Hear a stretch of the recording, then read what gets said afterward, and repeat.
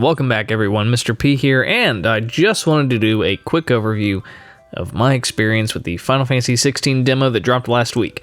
I've had time to play around with the different modes and battle systems and reflect a bit on some of the complaints people have had. First, do the subscribe thing so you don't miss any further updates on this or anything else on the channel, and then let's do a quick dive into what we got in the demo. I will be using footage from my playthrough, so if you don't want to see anything at all, then you may not want to watch. I'll have the full playthrough uploaded later, as well as some highlights and my reactions to certain bits of the demo. First things first, as hoped, the game looks beautiful. Mocap is great, the voice acting is great, and the tone certainly fits the setting. More on that in a bit when we talk about some of the complaints people have had. The demo covers what is essentially the prologue to the main game and gives you about 2 hours or so of content to mess with. The main content is the story prologue, which covers some background information on the characters, introduces the political scenario, and teases what the icons are and their respective dominance. Beyond that, there isn't much given away. If you've listened to any of the bigger Final Fantasy channels talking about their hands-on experience with playing the game in person, most of this should already be familiar. There's nothing new in the demo that hasn't already been revealed in press tours or anything like that. The music is about what we have come to expect from Soken.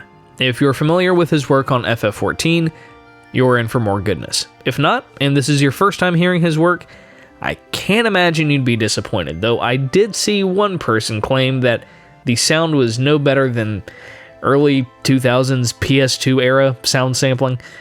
Not sure how much crack he was smoking before making that post, but it's out there. It sounds awesome. Don't worry. These are the same people who claim it looks like an early PS4 title. Again, lots of crack.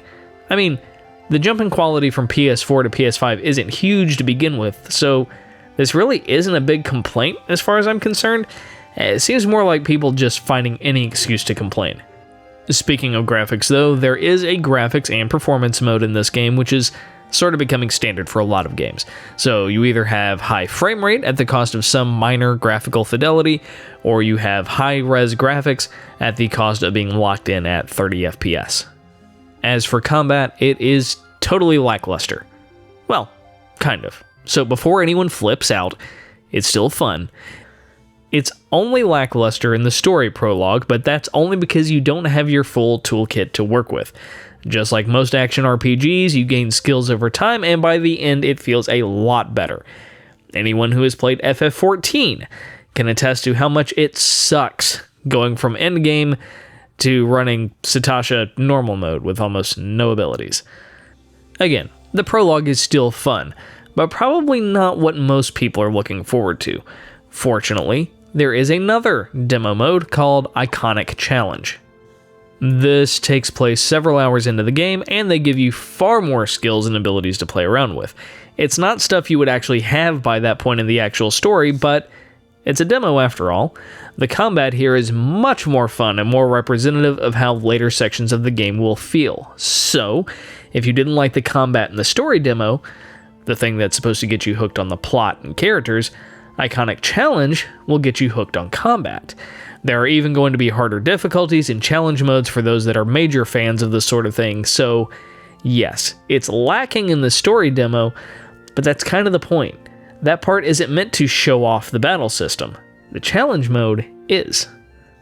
As for the complaints people have had, I have sympathy for only one of them. The rest seem pedantic to me. Aside from the junkies mentioned above making specious claims about sound engine and the level of graphical quality, one of the other major complaints is the battle system itself. People have been complaining since Final Fantasy X that the series is dead and garbage because it isn't turn-based anymore. As I discussed in my review of the Final Fantasy IV Pixel Remaster, the ATB system was really the first step away from turn-based RPG systems like what was present in Final Fantasy 1 through 3. Secondly, battle systems have changed frequently throughout the series. True, they had an illusion of being turn-based. Again, active time battle set to active was more real-time than turn-based, but there were always changes to how battles worked, unique mechanics, etc. Of course, then people whined about Final Fantasy XII being more like an MMO battle system, and people whined about the Gambit system, and then, God forbid, anybody bring up Final Fantasy XIII. 13 is a hallway simulator. Of course, FF10 wasn't that much better, but somehow they excuse the highly linear nature of that game too, even though the game was almost universally praised. My point is that the series has always tried new things, and whether it is turn-based or not, has nothing to do with what the core of Final Fantasy is as a series, which has more to do with themes, archetypes, tropes, etc. Plus, nobody argues that FF11 and FF14 aren't really Final Fantasy titles, and they are anything but turn-based. So, the battle system argument really doesn't hold water. Then there's the complaints about frame rate drops. They've announced a patch to deal with some of this on day one, which they were hoping to avoid, so most of that should be fixed. I've never been one to care.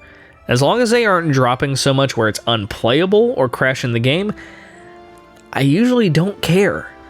But some people get really hung up on it not being a constant 60 FPS or higher at all times. I grew up on NES and stuff like that. None of us cared then, and I still don't care now. I get the feeling most of us don't, and just want a good story and a fun game. I get it, some people get super hung up on that sort of thing. I'm just not one of them. Last but not least is the complaint that the game borrows too much from Game of Thrones.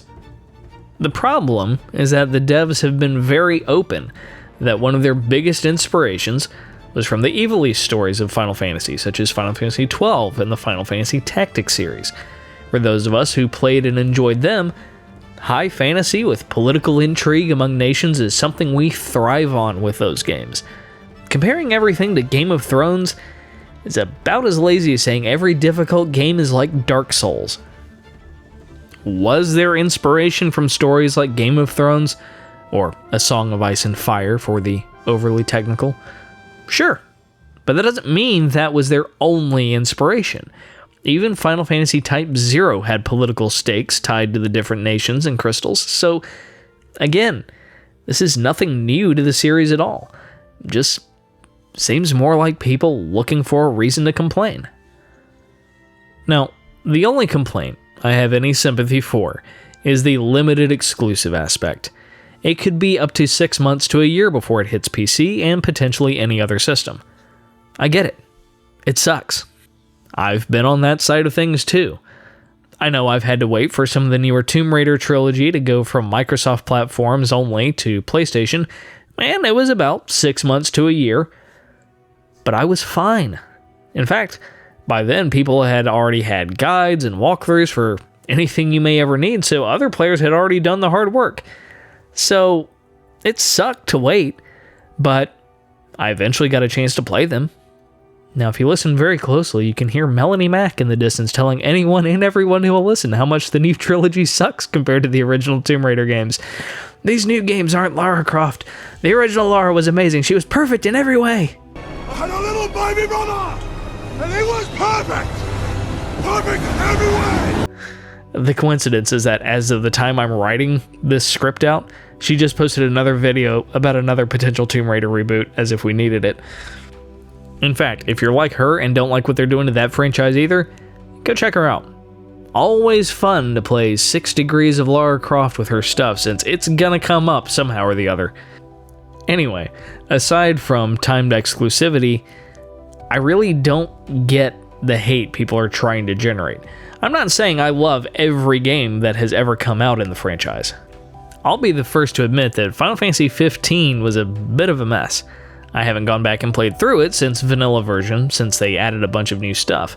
The ending with the last campfire still made me shed manly tears for him and his bros, but there was clearly a lot missing, and it felt rushed about halfway through.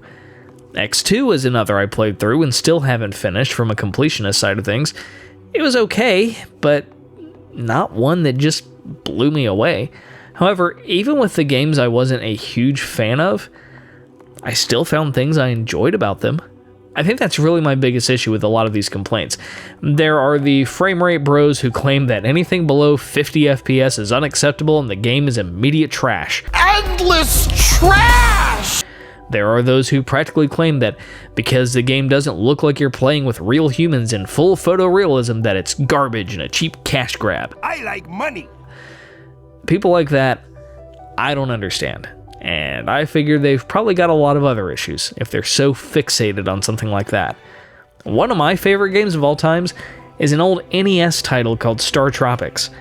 I really don't care about how amazing the graphics are, since there are more important aspects of the game to focus on. Now, if the story and gameplay turn out to be hot garbage, yeah, I'll complain and voice my grievances, but there's worse things to have happen. I think Zeppla had a really good video on this a couple days ago, and I'll link to hers too. It's definitely worth following her as well. If it turns out that this game isn't your cup of tea, or you aren't sure, give the demo a shot. I'm not a huge fan of action RPGs, but I still played through Stranger Paradise and enjoyed that, and I'll definitely be playing this as well. Even if I'm not a fan of certain changes, I still have a love for the series since I first started playing them about 26 years ago. And if you play the demo and still don't like it, that's cool too. Just don't try to ruin it for the people who like it. You can have your opinion, even if you're wrong. I'm not even going to address the virtue signaling group that claims the game is too white. That deserves its own video. Alright, well that's it for me. I'll be posting my playthrough and some other FF16 stuff soon, so be sure to subscribe so you don't miss out. Until then, take care.